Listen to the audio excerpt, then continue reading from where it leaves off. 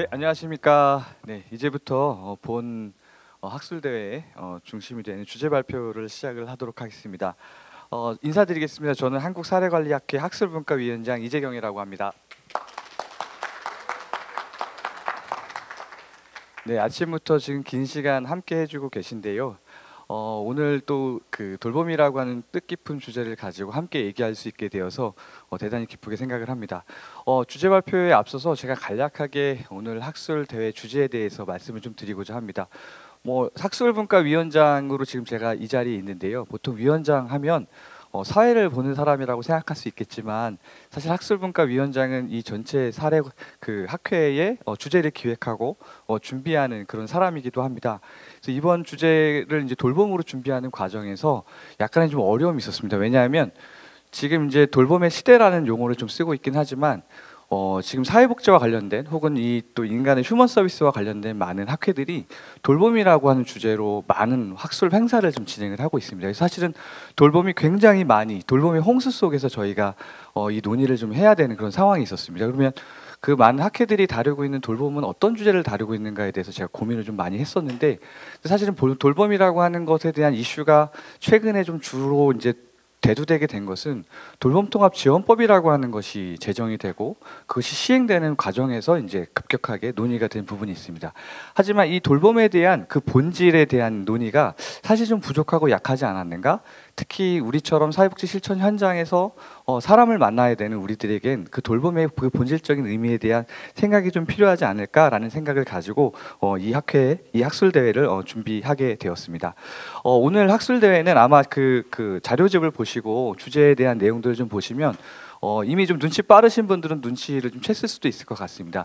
이게 기조 강연부터 발표 모든 주제들이 일정한 맥락을 가지고 진행되는 부분이 있습니다. 그래서 맨 처음에 이제 발표해 주셨던 류은숙 활동가님의 경우에는 인권이라고 하는 의미, 그 인권에서 다루는 돌봄이라고 하는 그 가치, 그 의미를 철학적으로 그 본질을 좀 이야기하는 측면에서 다뤘고요. 다음에 이제 있을 김영란 교수님께서는 그 돌봄이라고 하는 의미, 역시 그 가치에 대한 부분들에 대한 논의를 사회복지적으로 가져와서 이야기하는 그런 시간으로 진행될 예정입니다. 그리고 마지막으로 진행되는 민소영 교수님의 강의는 발표는 이런 돌봄을 사회복지 실천 현장에서 특히 사례 관리에서 어떻게 그 법적인 개념들, 법적으로 만들어진 그 구조를 우리가 활용할 수 있는지에 대한 어떤 그런 접근 방법에 대한 논의가 이루어지는 것이기 때문에 본질에서부터 실제로 우리가 실천 현장에서 구현해야 될 어떤 그런 방법에 대한 논의까지 이루어진다라고 생각을 하시고 마지막까지 끝까지 경청해 주시면 좋겠다는 생각이 듭니다. 한 가지 좀 말씀 좀 드리고 싶은 건 앞서서 류은숙 교수님께서는 류은숙 그 활동가님께서는 아동복지론하고 노인복지론 F를 맞으셨다고 합니다. 그래서 꼭 이게 학점이 중요한 건 아니겠다는 생각이 듭니다. 정말 우리가 무엇을 논의하고 무엇을 공부하고 또 그것을 어떻게 우리 삶에 가져가는지가 중요한 부분인 것 같습니다. 그래서 우리가 사례관리자는 이름으로 혹은 학술자라는 이름으로 지금 이 자리에 있긴 하지만 돌봄이라고 하는 가치를 우리 마음속에 새기고 그것이 실천될 수 있는 그런 어떤 장으로 가져갈 수 있었으면 좋겠다는 생각이 듭니다.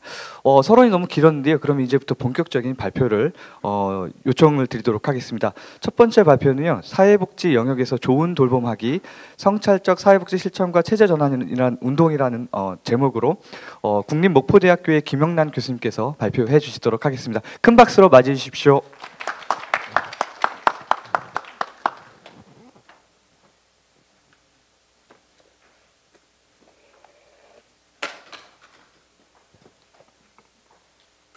네, 방금 소개받은 김영란입니다. 일단 여기 학회에서 발표할 수 있는 기회를 주셔서 감사드립니다. 사실은 제가 발표하고 싶지는 않았지만 이거는 정말 너무나 우연이라고 생각하는데요. 제가 이재경 선생님의 전화를 받았을 때는 유은숙 선생님의 강의를 막 끝내고 줌으로 강의를 들으면서 막 끝내고 와 되게 멋있다.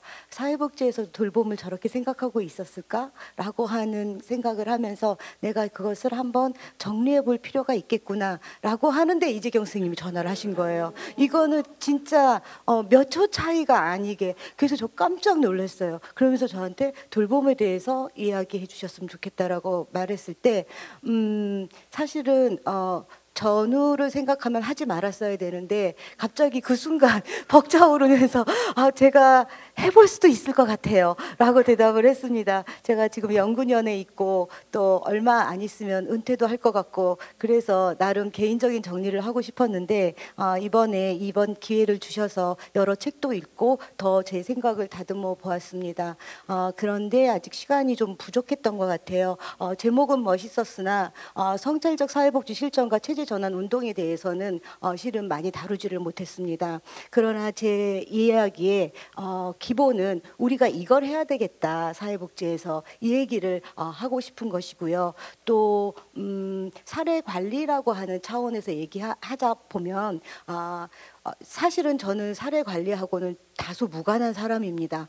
저는 지역복지 전공이고 또 그 안에서도 농어촌 복지 쪽에서 연구를 하고 있고 질적 연구자이고 제가 잠깐 했던 것은 통합 사례 관리 자문단인가라고 하는 게 있었는데 거기에 그 중앙에서 회의 갔던 사람이에요. 중앙으로 왜 제가 전라도에 있으면서 그 농어촌의 사례 관리라고 하는 것이 어쨌든 도시 지역과는 다르다고 하는 것은 합의되어져 있는 것이어서 그 저의 자문을 들으려고 하셨던 것 같습니다.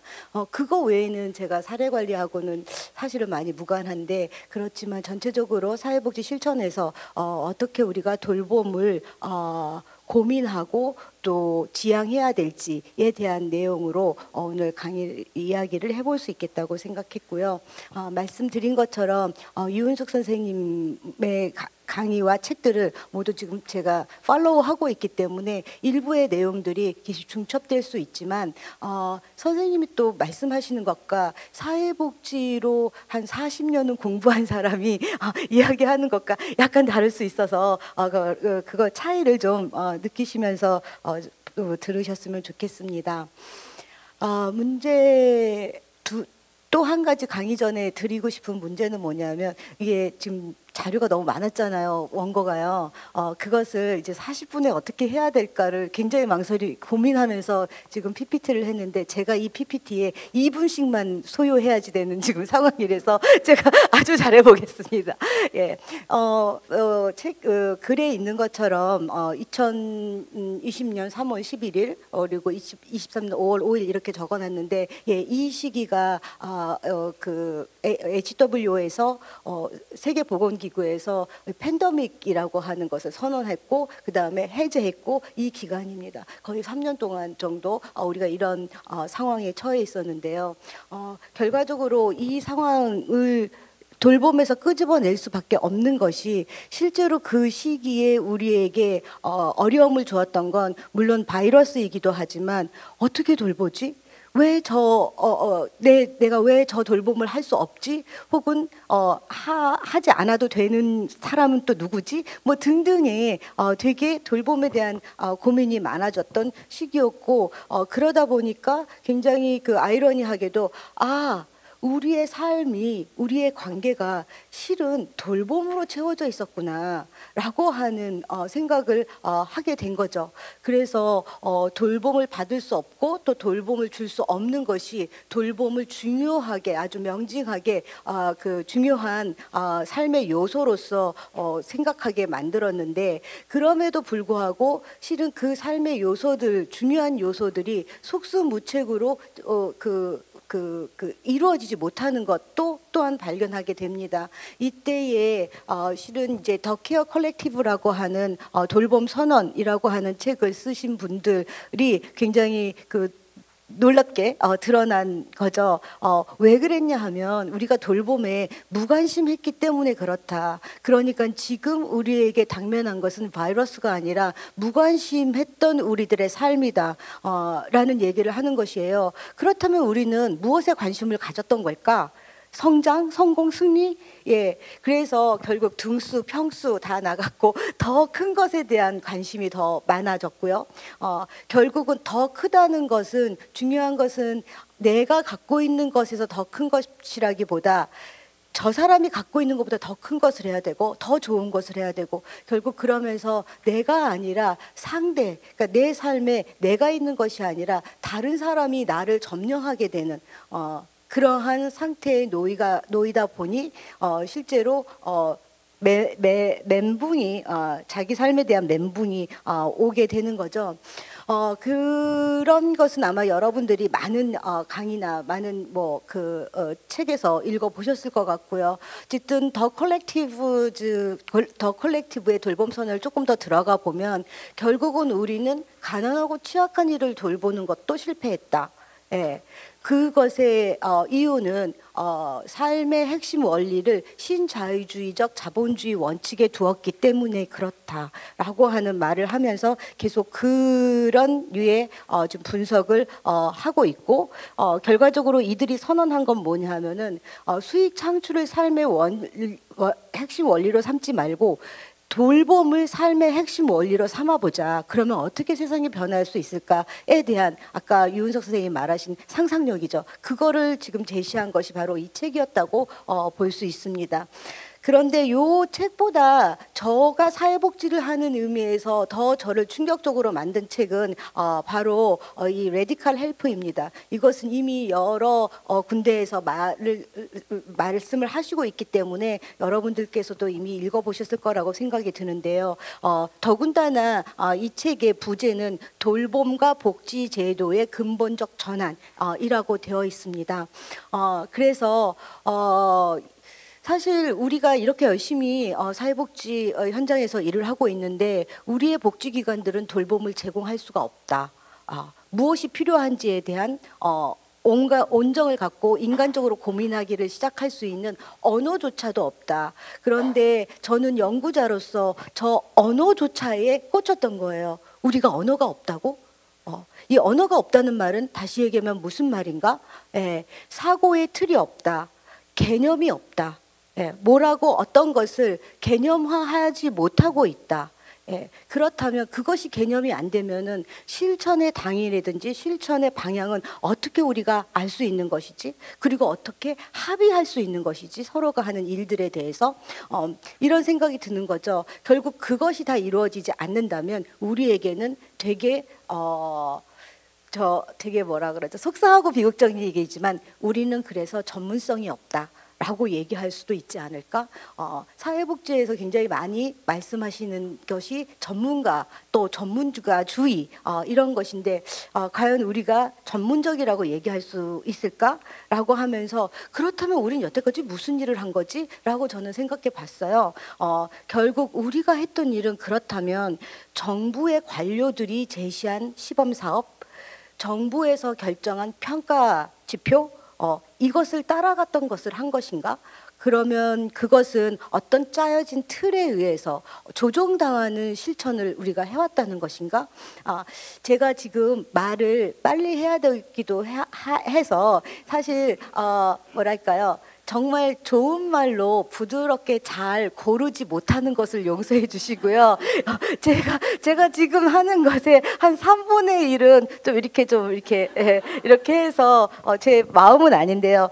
신랄하게 얘기하면 저희는 조정당했다라고 생각할 수도 있지 않나라는 마음이 드는 겁니다. 한마디로 보면은요. 그래서 물론 시범 사업을 하든지 또 평가 지표를 만들든지 이때 뭐 사회복지 연구자들 흔히 교수님들이 가서 자문도 하고 뭐 결정을 하긴 하지만 그렇지만 실천가가 같이 참여하는 경우가 그다지 많지 않고 또 어쨌든 우리가 가서 얘기를 해도 뭐예요? 답정료예요. 답은 정해져 있는 것 같아요.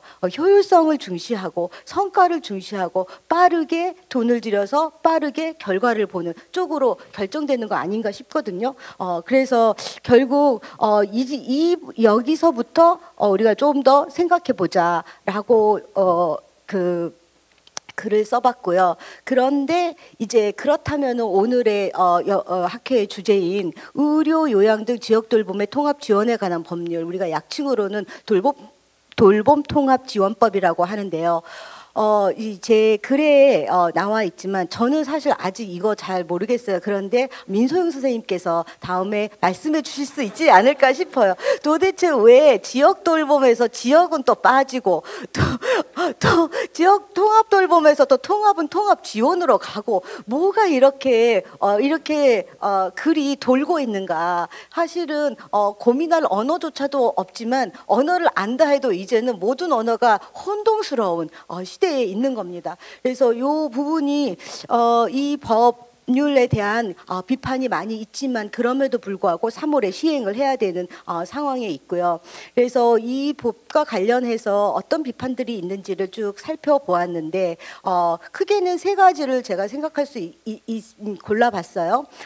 하나는 돌봄에 대한 개념이 명시되지 않았다. 결국 그 말은 아까 얘기한 언어의 문제와도 그 상관이 있을 거라고 보는데요. 이렇게 돌봄에 대한 개념이 명시되지 않으면 어떤 대상자에게 어느 기관이 어떻게 무슨 서비스를 줄 것인지에 대한 것이 명료하지 않을 수 있다는 거죠. 근데 또 한편 생각해 보면 저희가 서비스를 제공할 때 이렇게 문자로도 탁탁탁 이렇게 명료할 수 있나? 라고 하는 생각이 들 때에 이게 지금 좀 맞나? 뭐 이런 고민도 있고요. 그 다음에 두 번째는 의료 요양에 국한해서 연계 서비스만 강조했다. 그래서 그런 맥락이 아마 통합 지원으로 이 이름이 가버린 그 얘기를 하는 것 같고요. 그래서 뭐 노쇠하거나 장애가 있거나 질병이 있거나 사고로 어려움을 겪는 사람을 대상으로 해서 이 돌봄의 대상이 보편적이지 않다라고 하는 지적을 하는 겁니다. 그러면서 하시는 말씀이 돌봄 사회로 이 법으로는 나갈 수가 없다. 네, 근데 이제 저는 조금 이게 비판적으로 보면 법 하나로 돌봄 사회로 나갈 수는 없습니다. 여러 법들이 모여서 그것이 수렴해서 돌봄 사회로 가야 되는 것이라고 생각을 해서 이분의 이 연구자의 논문은 제가 약간 비판할 수 있는데 문제는 제가 꽂힌 건 뭐냐면 아까도 언어 말씀을 드려서 돌봄 사회라고 하는 걸 우리가 얘기한 적이 있나? 내가 아무리 좀 공부를 좀 안 하고 있었어도 내가 기억하기로는 복지국가 논쟁을 한참 하기는 했었는데 그거에 대해서 결론이 지금 좀 안 난 것 같은데 이제는 돌봄 사회라고 그럼 복지국가는 어디로 간 거지? 막 이런 생각들 있잖아요. 그래서 돌봄 사회에 대한 논의 가 필요하겠다 그러면 또 어떤 연구자는 국가 돌봄이 파단적 이해관계에 따라서 동의하고 법률이 외피만 썼다. 그래서 이것은 법률의 외피이다라고 이제 얘기를 하는 거죠. 이 법에 대해서는 아마 파단적 이해관계라고 하는 것이 대표적으로 이제 뭐 예산 문제로 인한 뭐 여러 가지 얘기가 나올 수 있을 것 같고 그다음에 건강보험공단 또 얘기도 나올 수 있을 것 같고 약간 이럴 수 있을 것 같습니다. 그래서 그렇지만 또 여기서도 국가 돌봄이라고 하는 것을 언제 얘기했지? 뭐 이런 생각에서 결국 언어적인 차원에서 봤을 때 돌봄 사회, 돌봄 국가 그리고 또 김희강 선생님은 더 나은 복지 국가는 돌봄 국가다라고 하는 말도 하면서 돌봄 국가란 돌봄 윤리로 국가 운영의 규범적 원리를 삼는 국가가 돌봄 국가라고 말을 하고 있거든요. 그래서 복지 국가는 이제 뭐 한물 갖고 이제 돌봄 국가로 이제 전환하는 어떤 그런 시기에 있다라는 생각이 들기도 해요. 실제로 이제 뭐 이 강의 이전부터 저는 복지국가는 애시당초부터 안 됐었다라고 하는 걸 주장했던 사람이어서 뭐 그게 어떻게 됐는지는 그렇게 복지국가가 어떻게 됐는지는 그렇게 저에게는 중요하진 않아요. 근데 앞으로 돌봄 국가라고 하는 것이 있으려면 도대체 무엇을 어떻게 해야 되는 것이지라고 하는 문제는 굉장히 그 관심이 가는 그런 논의라고 생각해요. 자, 그러면은 다음으로 우리가 넘겨서 그러면 우리가 언제부터 지금 돌봄 사회, 돌봄 국가 뭐 등등 얘기를 하는데 그럼 언제부터 우리에게 돌봄이란 말이 등장한 것이지? 라고 생각을 해보면은요. 이것은 실제로는 가부장적 가족 이데올로기를 비판하면서 페미니즘에서 나온 먼저 제기됐던 이야기들입니다. 여성에게 전가된 무급 가사 노동 때문에 더 많은 노동을 해야 되고 불평등하게 돌봄이 분배되는 부분에 대해서 연구자들이 그 이야기를 시작했고, 그러면서 돌봄의 사회화가 이루어져야 된다. 돌봄이 사적인 공간에서만 이루어지는 것이 아니라 공적 공간에서 모두가 함께 돌보는 사회가 되어야지 된다라고 하는 주장을 1990년대부터 시작을 했고, 지금 나와 있는 특히 김희강 선생님이 번역한 상당히 많은 돌봄류의 돌봄이라고 하는 그 제목을 단 그 책들이 주로 이 배경에 있는 페미니즘 학자들이, 즉 페미니스트이면서 경제학자, 페미니스트이면서 정치학자, 뭐 요런 페미니스트이면서 사회학자, 이런 부류들의 책들이 이때부터 나오기 시작했고요.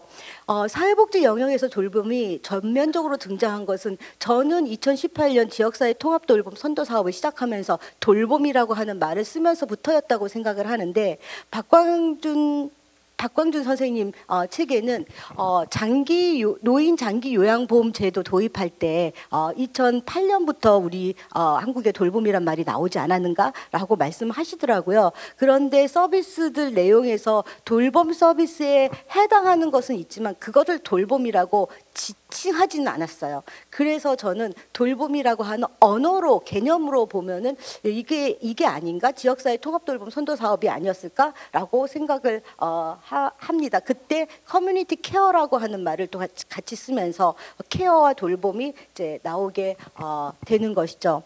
그러면은 그 당시가 박광준 선생님이 말씀하신 2008년이든 좀 제가 얘기하던 2018년이든 하여튼 그로부터 10년, 20년 지금 흐른 상황이 되어버린 거거든요.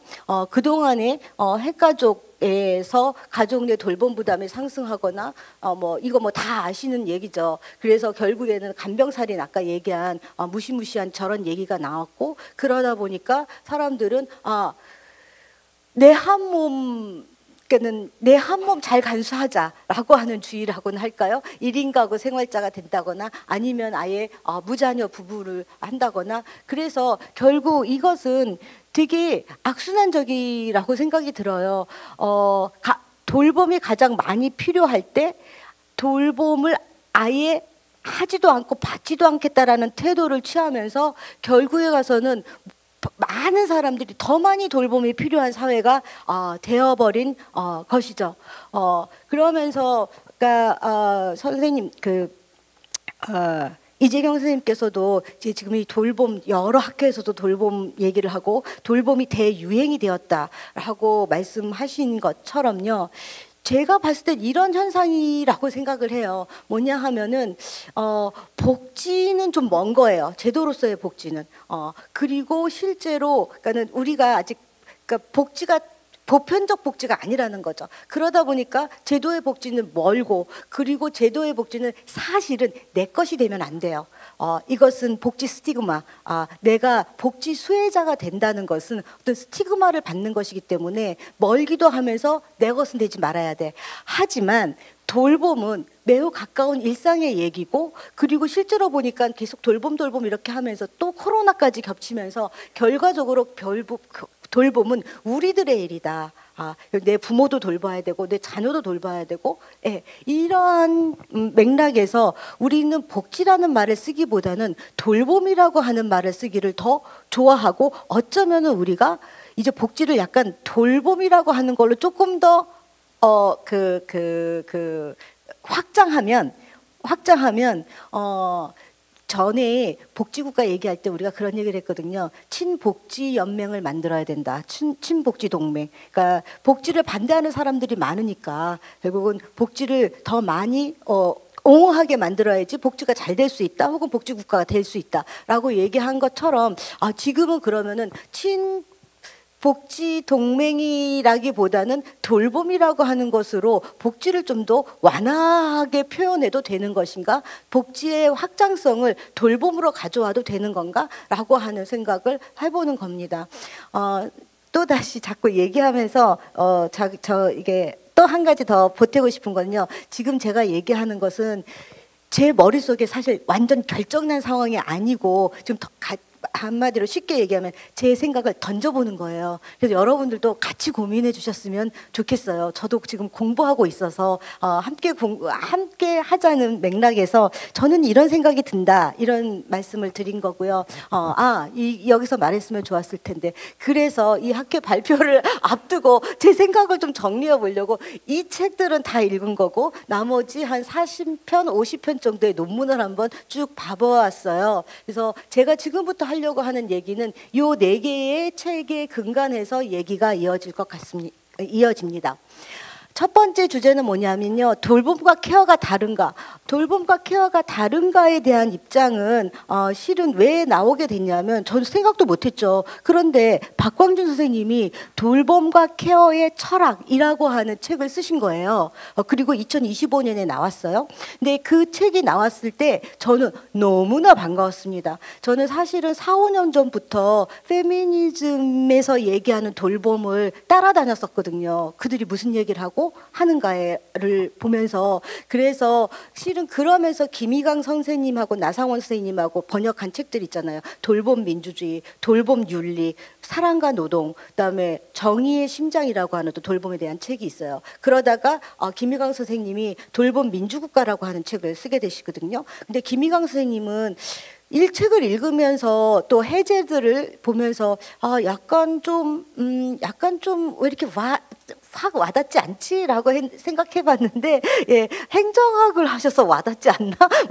김희광 선생님은 행정학을 분야에 계시고요. 하여튼 그런 과정에 있다가 딱 사회복지에서 책이 나오니까 너무 반갑더라고요. 그 책이 그 전에 또 연세대 지금 빨리 얘기하려니까 잊었는데, 그분이 돌봄에 대해서 쓰셨는데 그분은 효와 돌봄에 대해서 쓰셨어요. 예, 지금 약간 좀 시대적으로 효와 돌봄은 좀 그래서 좀 이제 접어놓고 있었는데, 이 박광준 선생님은 아시는지 모르겠지만 제가 볼 때는 지금은 일본 불교대학에서 교수로 계시고 전에는 신라대학교에 계셨고 계속 우리나라 사회복지의 역사, 철학, 요런 쪽에 관심을 가지고 책을 많이 쓰셨고요. 그래서 저는 나름 한 번도 뵙진 않았지만, 이분을 나름 좋아했어요. 근데 그분이 이제 책을 내신 거예요. 그래서 이제, 사서 봤죠. 그런데 돌봄과 케어의 철학. 그래서 돌봄과 케어는 다르다라고 그분은 쓰셨습니다. 돌봄은 도움을 필요로 하는 사람에게 필요한 도움을 제공하는 원조 행위로, 이건 일방적인 거다. 이건 혹은 서비스다. 이렇게 말씀하셨고, 케어는 인간이면 갖는 관심, 배려, 애정을 포함하고 있다라고 말씀하셨어요. 그래서 이렇게 하면 케어는 상대와 대화를 통해서 교감하고 서로 관심과 애정을 가진 관계적 행위다. 즉 돌봄은 그냥 원조 행위이고 케어는 관계적 행위라고 말씀하십니다. 그랬을 때 약간 그 책에 약간의 예가 있지만 제가 그 얘기를 좀 구체화해 봤어요. 와상 노인의 체위 변경을 한다. 그러면 2시간에 한 번씩 체위 변경을 해야 된다라고 하면 2시간에 한 번씩 정확하게 체위 변경을 하면 돌봄이에요. 원조 행위. 그런데 그 체위 변경을 할 때에 왼쪽으로 누우실래요? 오른쪽으로 누우실래요? 혹은 그 의사소통이 서로 안 된다면 적어도 그 사람의 얼굴을 보면서 이게 편하시구나, 저게 편하시구나. 그래서 편하게, 궁극적으로 편하게 되면 그 당사자가 우리한테 그 기저귀 케어를 체위 변경을 한 사람한테 이제 됐어, 그냥 표정으로 됐어. 그러면 서로 의사소통한 거예요. 이런 것들을 케어라고 말을 하시는 것 같습니다. 그래서 그러나 저는 그래서 박광준 선생님 만나 뵙고 싶은데요. 저는 이미 우리가 비에스텍의 관계의 7대 원칙 아시죠? 학부 때부터 제가 이것 때문에 다시 실천론 책을 열어봤어요. 요즘도 이게 목차에 나오나? 제가 실천론을 담당하는 교수가 아니어서 그랬더니 나오더라고요. 그래서 비에스텍의 관계의 7대 원칙, 관계 기반 실천을 하면 저희가 하는 것은 사실은 케어죠. 이 돌봄이다 케어를 나눌 필요가 없이 저는 그냥 하나로 보면 된다라고 하는 생각을 하고 있고요. 그 다음에 이거는 제 글에서는 좀 뒤에 가서 있는 건데 그냥 한 번에 그냥 해보려고 하는 건데요. 이러다 보니까 어떤 쪽에서는 돌봄과 케어가 다른 말이라기도 하기도 하고, 그러면 사회복지 실천에서 이건 어떻게 연관되는 거지? 제가 봤을 때는 이게 지금 보시다시피 1995년에 그 책이에요. 저한테 있더라고요. 그리고 이것은 김용일 교수님, 저의 그 스승님, 지금 안 계시지만 이 스승님이 쓰신 책이에요. 이때의 사회사업 실천은 다양한 사회적 욕구를 지닌 사람들로 하여금 사회복지사를 만나서 관계적 실천입니다. 사회 변화의 과정을 경험하게 함으로써 그한테 그냥 어떤 서비스만 제공한 것이 아니라요. 그 사람들이 그 사회에서 함께 사는 사람으로 같이 하도록 만드는 과정을 통해서 욕구를 충족시켜주는 사회사업의 방법이 바로 사회사업 실천이다라고 말씀하셨고, 더군다나 이 실천은 집단일 수도 있고 조직, 지역사회 전체일 수도 있다라고 얘기하셔서 사실은 지역사회 자체를 우리가 돌봄할 수도 있는 거죠. 지역사회 자체가 돌봄의 대상이 될 수도 있고 함께 돌봄하는 단위가 될 수 있다라는 겁니다. 그래서 실질적으로 보면 이 당시의 사회사업이 지금의 돌봄과 다르지 않다라고 하는 게 제 생각이에요. 근데 왜 제가 여기까지 거슬러 올라갔어야 되느냐 하면은 이 당시는 사회사업과 사회복지가 분리되어 있었습니다. 복지는 정책이었고요. 사업은 서비스였어요. 저는 사회사업학과에 들어갔거든요. 82학번이에요.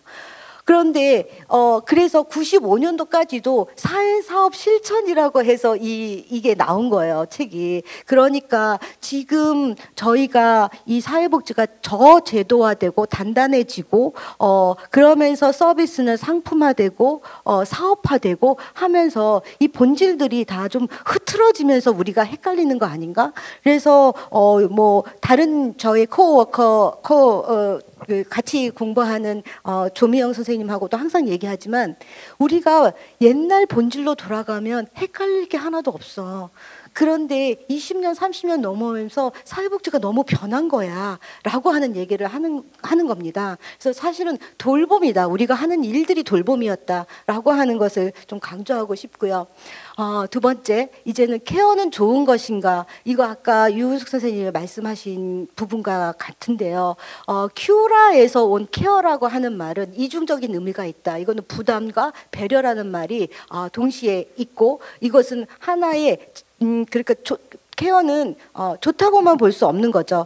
받는 쪽에서도 돌봄을 주는 쪽에서도 이건 부담이다. 특히 꼭 생각하셔야 될 것이 이건 돌봄을 제공하는 사람만 힘든 것이 아니라 돌봄을 받는 사람도 힘들고 돌봄을 받는 사람도 무지한 용기가 필요한 일이다. 또 굉장히 위험을 감수하는 일이다라고 하는 것이죠. 예, 그래서 이때 우리가 생각해 볼 수 있는 건 이 짐을 누가 지어야 되지? 이거 불평등의 문제를 얘기했고요.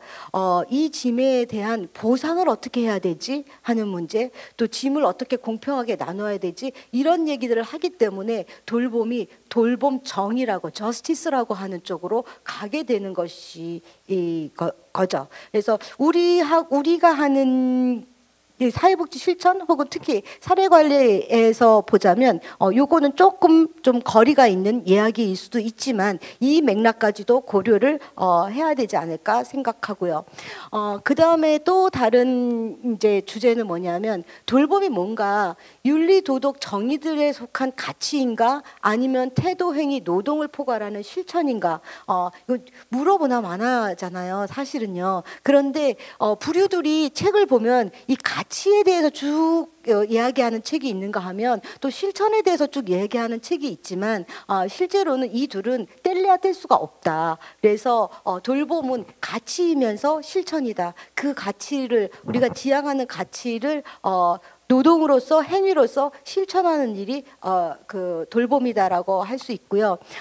특히 이 부분에서 이제 페미니스트들이 돌봄을 내적 동기나 미덕의 문제로 바라보는 것을 굉장히 경계합니다. 희생하라고 하는 것을 경계하는 거죠.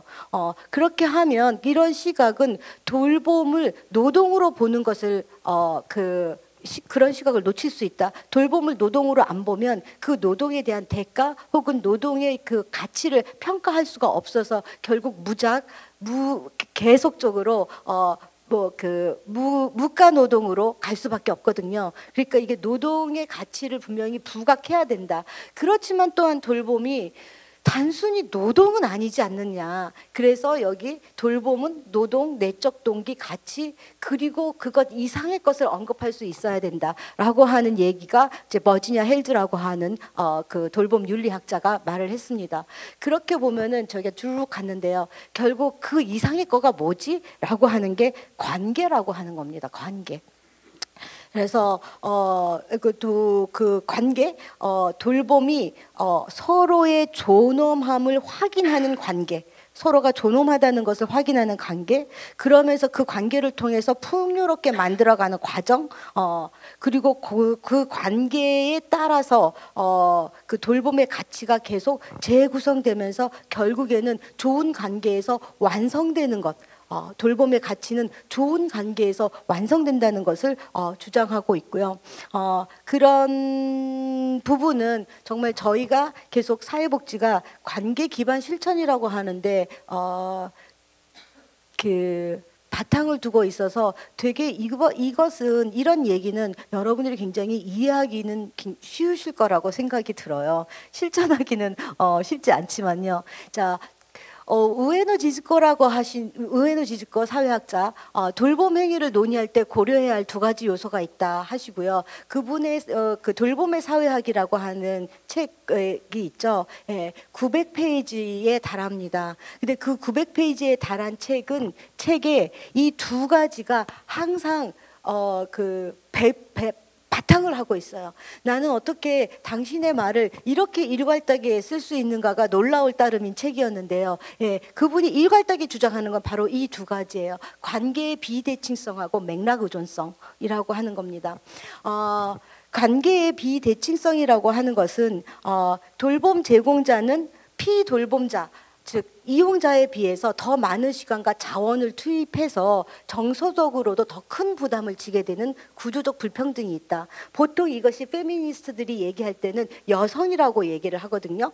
주 돌봄자. 근데 저는 지금 이 페미니스트의 이야기를 다 사회복지사로 바꿔보는 거예요. 저는 바꾸는데 그렇게 문제가 있다고 생각하진 않습니다. 왜냐하면 사회복지의 상당한 많은 부분의 그 인력이 여성으로 구성되어 있기도 하고 사회복지가 처한 위치가 마치 사회에서 남성과 여성이 처한 위치처럼 사회복지는 좀 더 낮은 것으로 보는 시선이 있기 때문에 결과적으로 우리가 처한 주변화된 노동자로서의 우리의 위치를 여성이라고 하는 것과 견주어도 무리가 없다라고 생각이 드는데요. 결국 돌봄 제공자에게 더 많은 부담이 지어지는 구조적 불평등이다. 그런데 한편 저는 또한 사회복지를 얘기하면 돌봄을 받는 사람도 역시 돌봄 제공자에게 오로지 의지하게 된다면 이것 역시도 비대칭적이다. 즉 둘은 대칭적일 수 없다는 거죠. 평등할 수 없다는 거예요. 그것을 인정하고 어떻게 하면 평등하게 갈 것인가를 궁리하는 게 돌봄에서 우리가 해야 될 좋은 돌봄을 하고자 하는 그 방법이라는 거죠. 맥락 의존성은 결국 돌봄이라고 하는 것은 각자의 맥락에 나와 있다. 저는 이 책도 이 내용도 조금 저는 놀라운 것이었어요. 돌봄이 문제시 되는 것은 저출생이나 고령화 때문이 아니다. 그런데 왜 보건복지부에서 뭐 설명하고 그러면 항상 이것 때문이라고 얘기하잖아요. 여기서부터 출발하잖아요. 그런데 지숙보 선생님은 그거 아니다.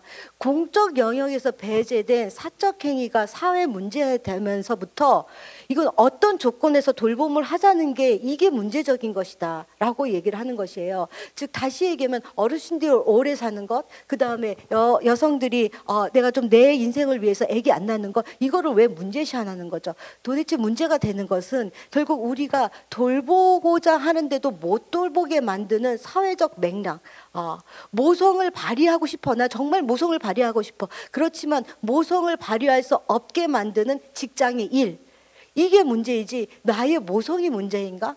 혹은 어떤 사람은 모성이 문제라고 얘기하는 페미니스트들도 있잖아요. 그거 아니다. 이 사람이 모성을 원하면 모성을 하는 거고, 아니면 뭐 다른 걸 원하면 다른 걸 하는 거지. 그러니까 우리에게 도저히 선택할 수 없는 삶을 살도록 하는 게 우리에게 문제인 것이지. 그러므로 우리는 무엇이 우리를 돌봄으로부터 벗어나게 만드는지에 대한 맥락을 찾아서 그 맥락을 접근하는 것이 중요하다라고 하는 것이 두 가지의 중요한 고려점입니다. 이게 시간이 없는데. 그다음에 취약과 의존의 관계.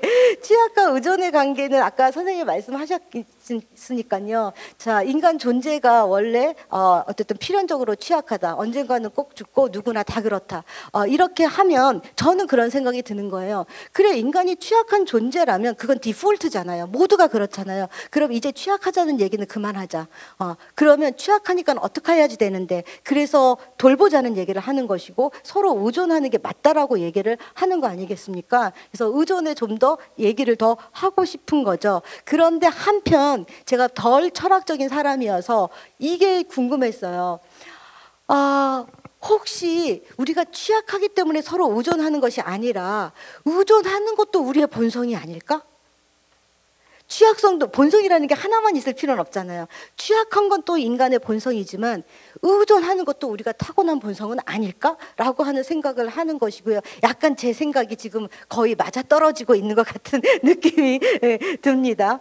예, 또 한편으로는 취약함에도 불구하고 의존하지 않으려고 하는 사람들은 어떤 식으로 설명할 수 있을까? 이런 많은 설명들이 지금 필요하게 돼 버렸어요. 그래서 일단 의존으로 놓고 보면, 의존과 의존을 하는 것은 항상 자립과 쌍으로 봐야 되는데, 자립과 자립 신화는 다르다. 자립 신화라고 하는 것에 우리가 놓여 있다라고 볼 수 있고요. 이것은 만들어지는, 사회적으로 구성된 것이죠. 시간이 없다고 말씀하시는 것 같아요. 그래서 자립 신화가 어떻게 만들어지는지, 요거는 신자유주의적 인간을 만드는 것이라고 보시면 되는 것이고요. 요거 빨리 가고요. 제가 정말 하고 싶은 얘기는 이거일 수도 있겠어요. 저 이거 한번 얘기해 볼게요. 호모크란스라는 얘기를 들어보셨을 것 같아요. 책도 한 권 나왔더라고요. 그런데 태초에 돌봄이 있었다. 이게 제가 지금 고민했던 얘기예요. 즉 다시 얘기하면 우리 안에 본성, 그러니까 돌봄은 인간 본성의 취약함에 비롯된 것이 아니라 우리 안에 이미 적극적으로 타인을 돌보고자 하는 신성한 마음이 들어 있었다는 얘기를 하는 것이고, 사실은 그런 인간이었는데 뒤에 식인 자본주의까지 가면 그런 인간의 본성을 다 자본주의가 먹어치웠다는 얘기를 하고 싶은 거예요. 그래서 우리에게는 뭐 호모 사피엔스도 물론 인류학적으로 있었고요. 그다음에 호모 이코노미쿠스도 있고요. 그 현대적 인간이라고 하고요. 또 호모 케어런스도 있어요. 호모 케어런스는 케어에서 따온 말인데요.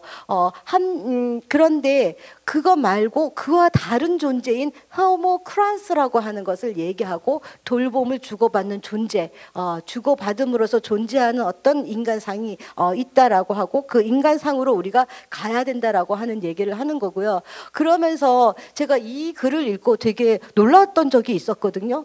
마그렛 미드께서 그 학생이 이거 얘기했던 거, 도대체 선생님은 문명이 어디로부터 왔다고 생각하십니까? 라고 얘기했더니 답이 문명은 돌봄으로부터 왔다. 이 얘기가 사실 그 얘기 아닐까라고 생각하는 거예요. 우리 안에 있는, 인간 안에 있는 돌봄이라고 하는 어떤 본성. 즉 여기서 보면은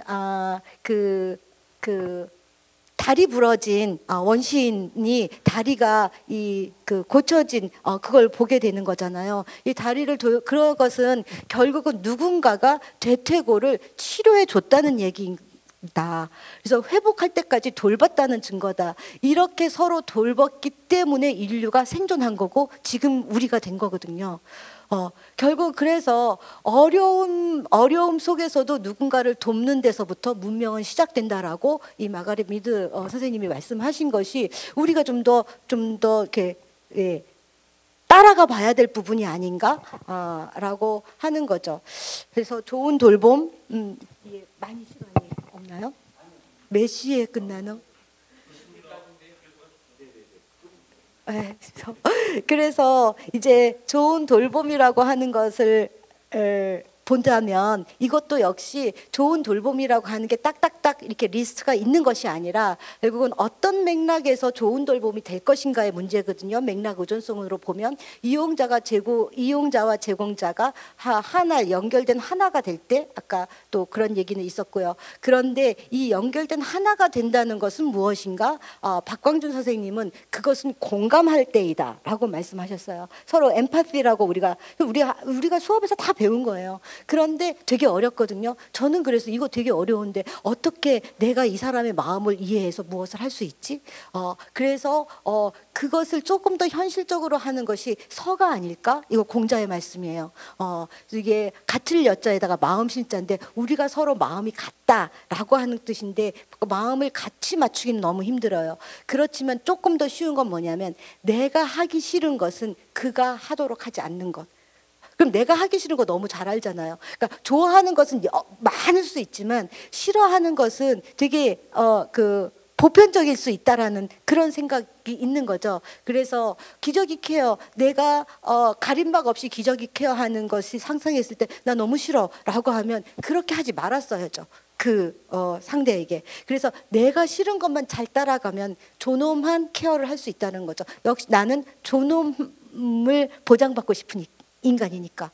그래서 이용자의 존엄이 보장될 때, 그 다음에 여기서도 제공자의 고통이 최소화될 때, 즉 서비스를 제공하는 사람이 고통이 최소화될 때 비로소 이용자가 행복할 수 있다. 내가 고통하는 거 그가 알거든요. 이용자가 알아요. 타인을 고통에 빠뜨리면서까지 내가 돌봄을 받고 싶지 않은 거예요. 그래서 이용자의 입장에서 생각하면 모든 게 다 되게 잘 인권적으로 정말 잘할 수 있을 것 같아요. 문제는 결국은 그건 거죠. 이거 좀 넘어갈게요. 문제는 이러한 관계를 형성하지 못하게 하는 상품화와 시장화인 거죠. 그래서 상호성에 기반한 관계보다는 효율성에 기반한 관리를 수익을 내는 사업으로 이렇게 하게 되면 이게 안 되는 거죠. 그래서 여기 나와 있는 4가지의 문제가 생기게 되는 겁니다. 이건 뭐 여러분들이 잘 아실 수 있고요. 그다음에 제가 한 10편의 요양보호사나 사례관리자를 질적 연구한 내용을 읽었을 때 질적 연구 면접에서 얼마나 이런 유사한 얘기들이 나오는가를 볼 수 있고 제 글에도 좀 소개했습니다. 이것은 이미 비물질적인 것을 물질화했을 때 드러날 수 있는 붕괴의 과정이라고 얘기를 하고 있거든요. 뭐 이것도 이반 일리히치가 1971년에 말했으니까 실제로 50년이 전부터 반세기가 흘러도 우린 여전히 이 상태에 있는 것이거든요. 그래서 이것에 대해서 좀 더 깊숙이 분석을 하자면 이 좌파의 길이라고 왜 우리가 이렇게 돌봄을 못하지? 특히 이거는 정말 얘기가 좀 필요하다고 생각이 드는 게 어디 갔지? 저 그거 있거든요. 제가 그거를 볼게요. 그 얘기를 여기 있다. 예, 여기요. 목욕하지 않겠다는 입소 노인. 이거는 제가 노인 보호 전문기관 사례판정위원회 활동을 한 10년 정도 했어요. 거기서 이 사례가 지난달에 나왔어요. 25년에 감기 기운이 있었고 목욕하고 나면 기침을 하니 목을 안 하겠다 했어. 내 몸 상태를 내가 알아서 하기 싫다고 하는 것이야라고 입소 노인이 말씀하신 거예요. 이제 그 센터에서 가서 이제 면담을 해보니까 결국 이게 자기결정권의 문제잖아요. 그런데 저는 그럴 리 없다고 생각했는데도 불구하고 이 사례 판정위원들이 적어가지고 이거 사실 갑론을박할 게 저는 아니라고 생각했어요. 목욕을 안 하겠다는 걸 안 하게 그냥 놔두는 것이 당연하다. 그건 의사결정의 문제이고 그 인권의 문제다라고 생각했는데 다른 의원들이 계속 말씀을 하시는 거예요. 아니 그러면 목욕을 안 하면 그러면 그 냄새 나서 어떡하냐? 위생은 어떡하냐? 뭐 욕창은 없었느냐? 그냥 시켜야지 어떻게 이렇게 놔둘 수 있느냐. 하기 싫다고 그러면 안 해도 되는 거냐. 매뉴얼은 뭐냐. 막 이렇게 하시는 거예요. 그래서 하기 싫다 그러면 안 해야 되는데 저는 속으로 이제 이렇게 된 거죠. 결국 이런 식이기 때문에 사실 그렇지만 일리는 있는 얘기죠. 다 이거 지금 개인 병이 아니라 집단 생활을 하는데 냄새 나면 어떡해요. 그리고 또 한 가지 굉장히 중요한 게 이렇게 하지 말라 안 하겠다고 하는 걸 다 들어주면 나중에 죽도 밥도 안 된다. 기율이 안 쓴다. 집단 생활이 안 된다. 이런 얘기들인 거예요. 그래서 어쨌든 이 부분이 되게 그랬습니다. 그래서 여러분들에게 질문하는 건 그거예요. 우리 상상을 해보자. 상상을 한번 해보자. 요양보호사가 3명이었으면 2명은 계속 목욕 케어를 하고 1명은 이분에게 어디가 편찮으신데요? 왜 안 하시려고 그러는데요? 그럼 이분이 내가 감기 기운이 있어 라고 말했을까? 감기 기운이 있으면 차를 일단 한 잔 마십시다 우리. 그리고 한 8시쯤 물 뜨끈하게 해서 다시 한번 해봅시다. 이런 대화가 오고 갔을까? 저는 갔다고 생각해요. 사람이 2명만 더 있었다면, 요양보호사에게 더 많은 시간이 주어질 수만 있었다면, 자 그러면 이것은 실천을 잘못한 겁니까? 아니면 구조가 잘못된 겁니까? 그런데 우리는 구조를 건드리지 않죠.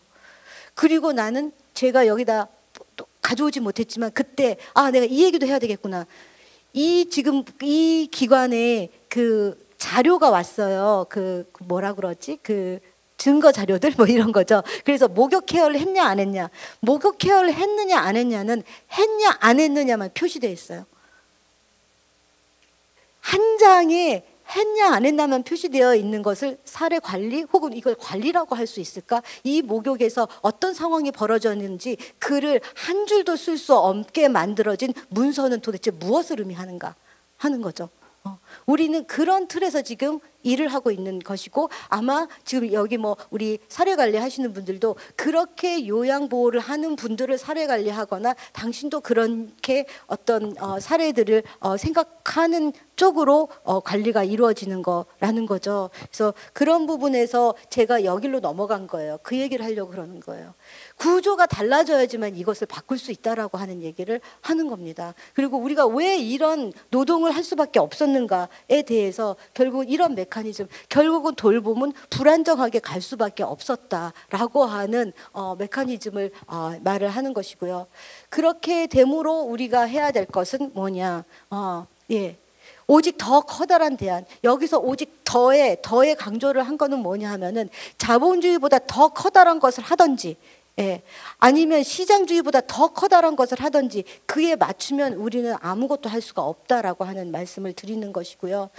그랬을 때 이 체제 전환 운동, 특히 이제 요 부분이 최근에 많이 얘기되고 있거든요. 아마 다음번 주제에 학회에서 한다면 커먼스로 할 것 같다라는 생각이 들어요. 사회복지학회에서는 커먼스로 우리 이 문제를 어떻게 해결할 것인가 얘기하는 것이고, 또 한 가지는 성찰적 사회복지 실천입니다.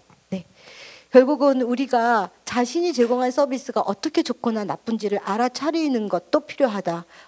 그래야지 된다. 왜 그런 서비스를 제공하게 되었는지에 대한 원인도 파악해야 된다. 그래서 결국 아까 얘기한 일지, 체크하는 일지만 말씀드렸는데, 이제 우리 그러지 말고 사회복지사도 내가 어떻게 했는지에 대한 일지에 그게 들어가야지 되지 않을까 라고 하는 것. 그래서 좀 더 관계, 내가 어떻게 이 상대와 관계하고 있는지가 좀 더 드러나는 그런 실천을 했으면 좋겠다라는 말씀을 드립니다. 너무 죄송합니다. 제가 이렇게 수없이 시간을 너무 오버해서 죄송합니다.